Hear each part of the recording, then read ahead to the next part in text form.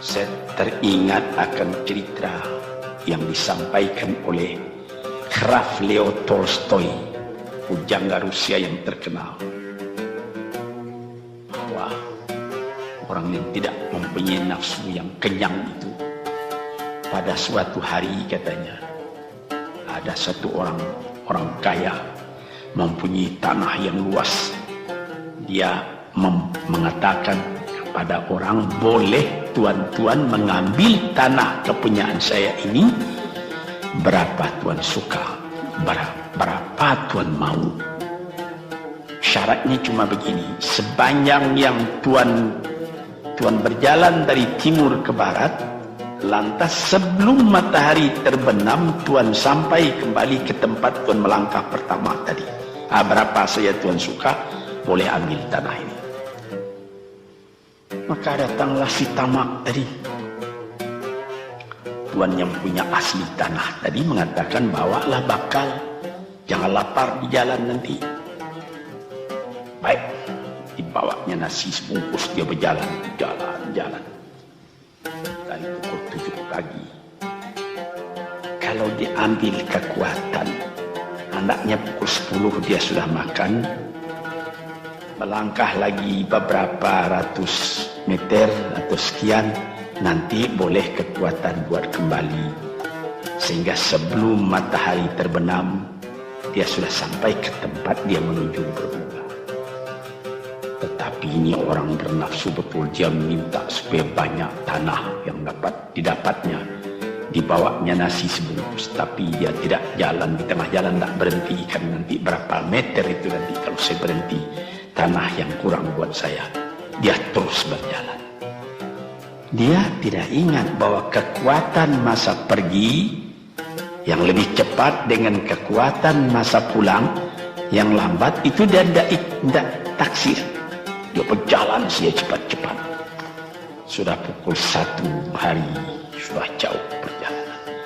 Lantas nanti kembali. Kelemahan badan, kondisi dan situasi tidak sama lagi. Tidak secepat dia pergi dahulu lagi dia pulang kembali. Maka bukan pukul 7 dia sampai, atau pukul 5 sore tadi dia sampai ke tempat dia berjalan bermula, karena dia jalannya sudah lunglai, kaki sudah penat, badan sudah letih. Kira-kira baru pukul 2 dia tidak dapat berjalan lagi karena sudah lapar.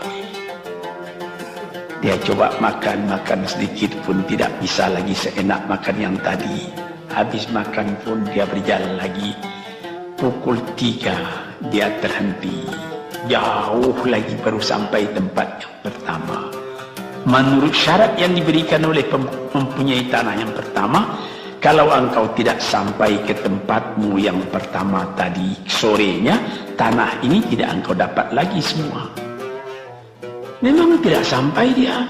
Pukul 4 dia sudah berhenti berjalan, tidak kuat lagi. Mata sudah gelap. Akhirnya karena terlalu capek, terlalu penat, mati dia di tengah jalan. Berapa dia dapat tanah tadi lagi? Cuma sepanjang badannya untuk kuburannya, yang lain tinggal semua. Ini satu misal yang dibawakan oleh Graf Leo Tolstoy, yang sesuai dengan hadis Nabi tadi, nafsul la tashba, diri manusia yang tidak pernah merasa kenyang. Kita berkehendak tidak berbatas, tapi tenaga kita sendiri berbatas. Ini kali tidak difikirkan oleh manusia. Dia punya angan-angan, dia punya macam teori yang dikeluarkan.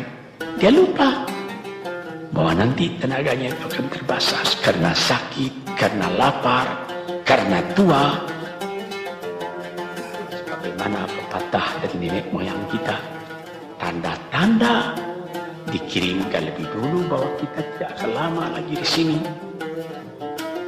Apa? Rambut, gigi, mata sudah mulai kabur. Uban sudah mulai bertabur. Gigi sudah mulai gugur. Kulit sudah mulai kendur.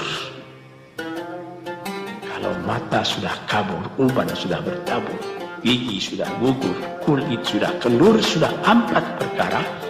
Yang kelima ialah pintu kubur. Ini kerap kali manusia lupa yang demikian. Sebab itu dikatakan, ya Tuhanku, janganlah sampai aku ditumbuhi oleh penyakit nafsu yang tidak mau kenyang-kenyang itu.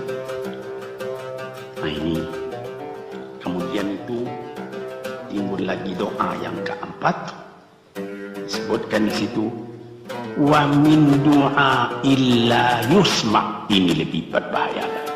Ini sudah puncak dari bahaya. Apa artinya? Dan aku berlindung kepada Engkau ya Allah daripada doa yang tidak didengar lagi. La ilaha illallah. Mendoa ya Allah, kasih aku ini, kasih aku kesempatan, tapi tidak didengar lagi. Tuan, para pendengar kaset yang tercinta, ada tersebut dalam hadis Nabi, wa malbasuhu haram, wa mashrabuhu haram, wa ghudhiya bil haram. Ya Rab, ya Rab, fa'anna yustajab lah. Ash'asa aghbara. Badan sudah penuh dengan kotoran, penuh debu.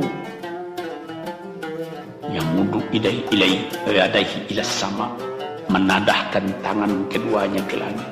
Ya Rab, ya Rab, ya Tuhanku, tolong aku, ya Allah, bela aku. Padahal yang dimakan haram, yang diminum haram, dibesarkan dengan yang haram. Fana yustajabulah. Dengan jalan apa Allah Ta'ala akan mengabulkan doa itu? Badan kotor menghadap kepada yang bersih, meminta diberi kebersihan. Bagaimana caranya? Tuan-tuan yang terhormat, pernah dalam Quran Tuhan mengatakan, la yanzuru ilaihi wa la yukallimuhum Allah wa la yanzuru ilaihi. Allah tak mau mengajak dia bercakap dan Allah tidak memandang kepada dia. Saya sendiri dengan segala kerendahan hati mengatakan bagaimana beratnya kita bertemu dengan seorang orang besar, lalu dia mengulurkan tangan kepada kita, tapi mata kita tidak dilihatnya. Sengsara rasanya. Bagaimana dengan Tuhan kalau Tuhan tak mau melihat kita?